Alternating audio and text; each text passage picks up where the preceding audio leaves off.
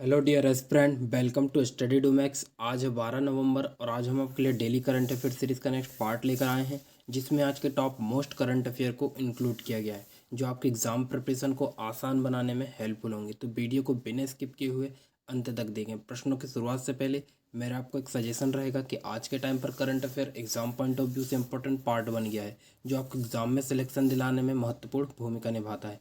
तो आप everyday current affair को विद एक्सप्लेनेशन रिवाइज करते रहिए। हम आपके रिगार्डिंग करंट अफेयर को विद एक्सप्लेनेशन प्रोवाइड करते हैं, जिससे कि आपका करंट अफेयर के साथ साथ जीके का भी 50 to 60% पार्ट कवर हो जाए। तो चलिए शुरुआत करते हैं हमारे आज के पहले क्वेश्चन से। हाल ही में 8 दिवसीय प्रतिष्ठित पुष्कर मेले की मेजबानी कौन कर रहा है? तो इसका जो राइट आंसर होगा पुष्कर। तो पुष्कर कहाँ है? राजस्थान में है। और यह जो है 8 दिवसीय प्रतिष्ठित पुष्कर मेले की मेजबानी कर रहा है। अब यह कहाँ है? राजस्थान में। तो अभी राजस्थान में 15वें अंतर्राष्ट्रीय सूफी रंग फेस्टिवल का आयोजन किया गया है। दुनिया का सबसे बड़ा पवन और सौर ऊर्जा संयंत्र कहाँ लगाया जा रहा है? यह भी राजस्थान में लगाया जा रहा है। दक्षिण एशियाई भूविज्ञान सम्मेलन जयपुर में अभी संपन्न हुआ। 63वें वार्षिक कला प्रदर्शनी का आयोजन किया गया अभी राजस्थान में। जैक्सन ग्रीन्स हरित परियोजनाओं के लिए 22,400 करोड़ रुपए का निवेश करेगा। जोधपुर में गरुड़ सेवन अभ्यास किया गया और ये किस किस के बीच हुआ है? भारत और फ्रांस के बीच में हुआ है। उमेश मिश्रा नए डीजीपी बनाए गए हैं अभी राजस्थान के। और बांसवाड़ा जिले के मानगढ़ धाम को राष्ट्रीय स्मारक घोषित किया गया है। अब बात करें हम राजस्थान की, तो राजस्थान की राजधानी क्या है? जयपुर है। राजस्थान के मुख्यमंत्री अशोक गहलोत हैं और राजस्थान के राज्यपाल हैं कलराज मिश्र। चलिए नेक्स्ट क्वेश्चन। किस राज्य सरकार ने हाल ही में टॉफी कार्यक्रम को शुरू किया है? तो अभी हरियाणा गवर्नमेंट के द्वारा टॉफी कार्यक्रम की शुरुआत की गई है। अब ये टॉफी कार्यक्रम क्या है, तो इसके बारे में एक बार देख लेते हैं। तो इसके की पॉइंट क्या रहेंगे? तो हरियाणा वन विभाग और यूएसआईडी ने टॉफी कार्यक्रम को शुरू किया है। इसका उद्देश्य क्या है? कार्बन पृथक्करण को बढ़ाना, स्थानीय समुदायों का समर्थन करना और कृषि की जलवायु लचीलेपन को मजबूत करना। अब ये टॉफी क्या है? तो टॉफी में मतलब trees outside forest in India, मतलब कि भारत के बाहर जो वन हैं उनको भारत में लाने के लिए प्रोत्साहित करना, यह टॉफी कार्यक्रम का मुख्य उद्देश्य है। अब यह कार्यक्रम कहाँ हुआ है? यह कार्यक्रम हुआ अभी हाल ही में हरियाणा में। तो हरियाणा में अभी अंतर्राष्ट्रीय सौर गठबंधन की 5वीं सभा का आयोजन किया गया है। आईटी मंत्रियों के डिजिटल इंडिया सम्मेलन में भी हरियाणा में संपन्न हुआ। महिला और बाल विकास द्वारा पोषण उत्सव का आयोजन किया गया हरियाणा में। पीएम किसान सम्मेलन का उद्घाटन किया गया हरियाणा में। 7वां भारतीय कला महोत्सव का आयोजन किया गया। इंडिया कैम्प सम्मेलन 2022 का आयोजन भी हरियाणा में किया गया। इंडिया स्पेस कांग्रेस आईएससी 2022 का आयोजन भी कहाँ किया गया है? यह भी हरियाणा में किया गया है।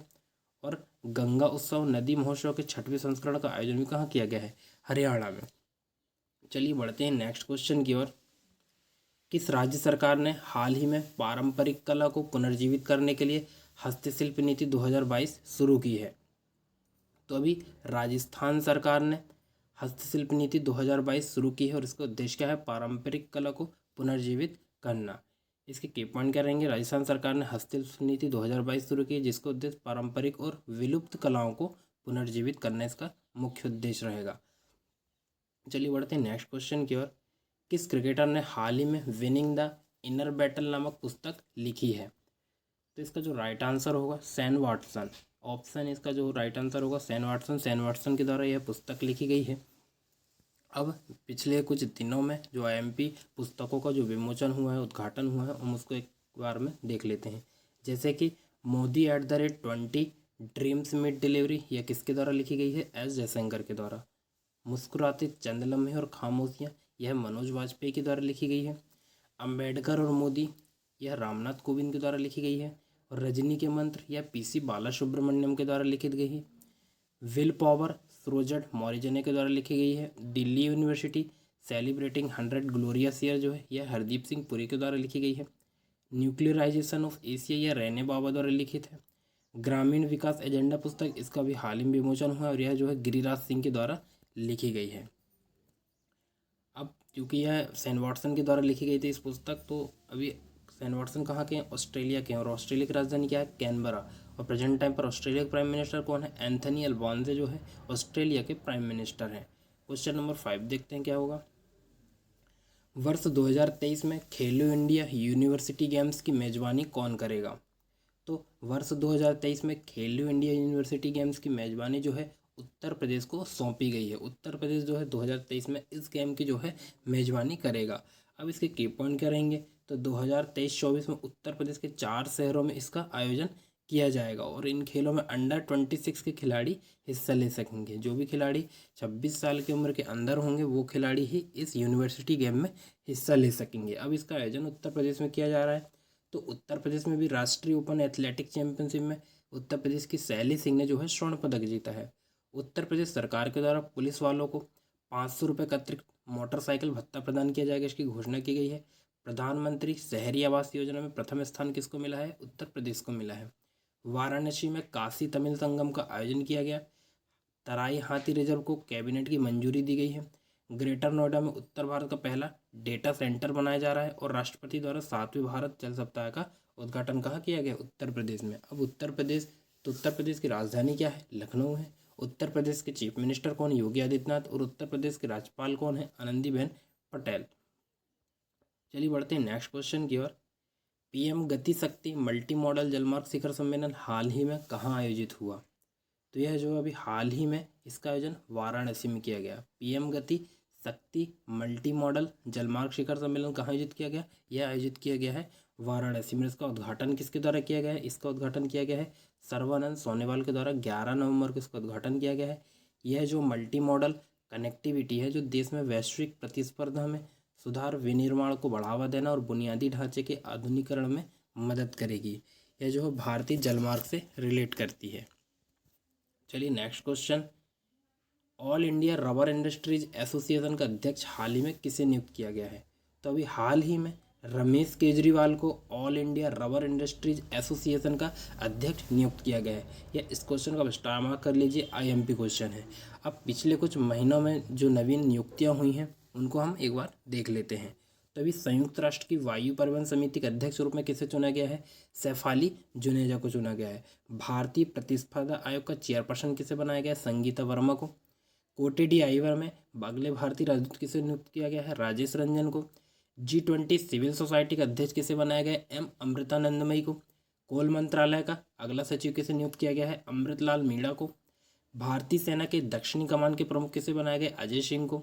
फिक्की का नया अध्यक्ष किसे बनाया गया, सुब्रकांत पांडा को। बीपीसीएल के चेयरमैन कौन बने हैं, वित्सा रामकृष्ण को बीपीसीएल का नया चेयरमैन नियुक्त किया गया है। श्रीलंका भारत सोसाइटी SLSI का अध्यक्ष किसे बनाया गया, किशोर रेड्डी को बनाया गया। यह वेरी आईएमपी क्वेश्चन। और ECL के नए CEO कौन बनाए गए हैं, विशाल कपूर। अंतर्राष्ट्रीय हॉकी महासंघ FIH के अध्यक्ष कौन बने हैं, तो तैयब इकराम को जो है अंतर्राष्ट्रीय हॉकी महासंघ का अध्यक्ष बनाया गया है। चलिए नेक्स्ट क्वेश्चन। हाल ही में किस राज्य के मुख्यमंत्री ने मुख्यमंत्री देवदर्शन यात्रा योजना का अनावरण किया है, तो इसका जो राइट आंसर होगा ऑप्शन है गोवा। तो अभी गोवा के मुख्यमंत्री ने मुख्यमंत्री देवदर्शन योजना का अनावरण किया। अब ये मुख्यमंत्री देवदर्शन योजना क्या है, तो इसके की पॉइंट क्या रहेंगे। 7 नवंबर 2022 को मुख्यमंत्री देवदर्शन यात्रा योजना की शुरुआत की गई है। यह लोगों के लिए एक राज्य प्रायोजित तीर्थ यात्रा योजना है। इस गोवा तीर्थ यात्रा योजना में राज्य सरकार धार्मिक स्थलों पर जाने के लिए आवेदक को मुफ्त यात्रा प्रदान करेगी और यह सिर्फ जो है गोवा में रहने वाले निवासियों के लिए ही यह इस योजना का लाभ होगा। अब बात हो रही है गोवा की, तो गोवा में 2023 में 37वें राष्ट्रीय खेलों का आयोजन किया जाएगा, इसको आप याद रखना। टैक्सी उद्योगों के लिए एक साझा ऐप लॉन्च किया गया है गोवा सरकार के द्वारा। 53वां भारतीय अंतर्राष्ट्रीय फिल्म फेस्टिवल का आयोजन कहाँ किया जाएगा, यह भी गोवा में किया जाएगा। सिविल एयर नेविगेशन सेवा संगठन एशिया प्रशांत सम्मेलन की मेजबानी भी कौन कर रहा है, यह भी गोवा कर रहा है। अब गोवा, तो गोवा की राजधानी क्या है, पणजी है। गोवा के चीफ मिनिस्टर कौन है, प्रमोद सावंत। और गोवा के राज्यपाल कौन है, गोवा के राज्यपाल हैं श्रीधरन पिल्लई, गोवा के राज्यपाल हैं। चलिए बढ़ते नेक्स्ट क्वेश्चन की ओर। वर्ष 2023 में महिला मुक्केबाजी चैंपियनशिप की मेजबानी कौन सा देश करेगा, तो वर्ष 2023 में महिला मुक्केबाजी चैंपियनशिप की मेजबानी किसको प्रदान की गई, यह भारत को सौंपी गई है। 2023 में भारत देश जो है महिला मुक्केबाजी चैंपियनशिप की मेजबानी करेगा, इसको आपको याद रखना है। अब इसके की पॉइंट करेंगे, तो नई दिल्ली में इस टूर्नामेंट का संभवतः आयोजन किया जाएगा। कहाँ किया जाएगा, मुक्केबाजी चैंपियनशिप 2023 का नई दिल्ली में। इससे पहले 2006 और 2018 में नई दिल्ली में इस टूर्नामेंट का आयोजन हो चुका है और अभी तक पुरुषों की मुक्केबाजी चैंपियनशिप जो है अभी तक जो है भारत में आयोजित नहीं की गई है। 2006 और 2018 में महिलाओं की विश्व मुक्केबाजी चैंपियनशिप का आयोजन किया गया था और इस बार भी इन्हीं को किया गया है। अब बात करें अपन बॉक्सिंग फेडरेशन ऑफ इंडिया यानी कि BFI, तो इसके महासचिव कौन है? हेमंत कलिता जो है इसके महासचिव हैं। और इंटरनेशनल बॉक्सिंग एसोसिएशन के अध्यक्ष कौन है? उमर क्रेमलेव है। उमर क्रेमलेव जो है इंटरनेशनल बॉक्सिंग एसोसिएशन के अध्यक्ष हैं। चलिए नेक्स्ट क्वेश्चन, सामाजिक प्रभाव शाखा सभी के लिए शिक्षा के लिए बायजूस का पहला वैश्विक ब्रांड एम्बेसडर किसे बनाया गया है? तो बायजूस का अभी पहला वैश्विक ब्रांड एम्बेसडर जो है लियोनेल मेसी को बनाया गया है। किसके लिए? सामाजिक प्रभाव शाखा सभी के लिए शिक्षा के लिए जो है पहला वैश्विक ब्रांड एम्बेसडर लियोनेल मेसी को नियुक्त किया गया है। अब इसके की पॉइंट क्या रहेंगे? तो बायजूस ने फुटबॉल स्टार लियोनेल मेसी को अपनी सामाजिक प्रभाव शाखा एजुकेशन फॉर ऑल का पहला वैश्विक ब्रांड एम्बेसडर नियुक्त किया है। अब पिछले कुछ महीनों में जो नवीन नियुक्तियां हुई हैं ब्रांड एम्बेसडर के रूप में, हम उनको एक बार कवर अप कर लेते हैं। जैसे कि उत्तराखंड राज्य के ब्रांड एम्बेसडर किसको बनाया गया है? ऋषभ पंत को बनाया गया है। और बंधन बैंक का ब्रांड एम्बेसडर किसे बनाया गया है? सौरभ गांगुली को बनाया गया है। पिंटोला के ब्रांड एम्बेसडर किसे बनाया गया है? सूर्य कुमार यादव को बनाया गया है।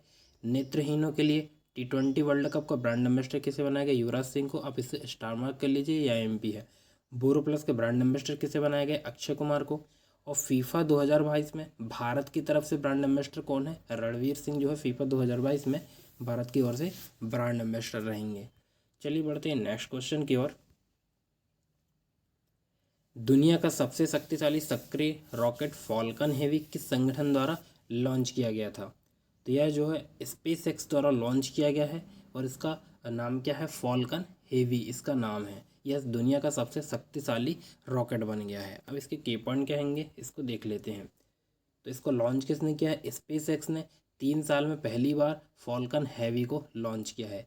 SpaceX का मुख्यालय कहाँ है? इसका मुख्यालय कैलिफोर्निया में और इसकी स्थापना कब हुई थी? 2002 में हुई थी। यह एक प्राइवेट कंपनी है और इसके मालिक कौन है इसको आपको कमेंट करना है। 2020 में SpaceX अंतर्राष्ट्रीय अंतरिक्ष स्टेशन तक मानव को पहुंचाने वाली पहली निजी कंपनी बन गई है। इसको भी आपको याद रखना है। चलिए नेक्स्ट क्वेश्चन, निम्नलिखित केंद्रीय मंत्रियों में से किसने नई दिल्ली में शिल्प समागम 2022 का उद्घाटन किया है? तो शिल्प समागम 2022 का जो उद्घाटन है किस केंद्रीय मंत्री ने किया है? तो डॉक्टर वीरेंद्र कुमार द्वारा दिल्ली में शिल्प समागम 2022 का उद्घाटन किया गया है। इसको आपको याद रखना है। अब इसका उद्घाटन कहाँ हुआ है? दिल्ली में।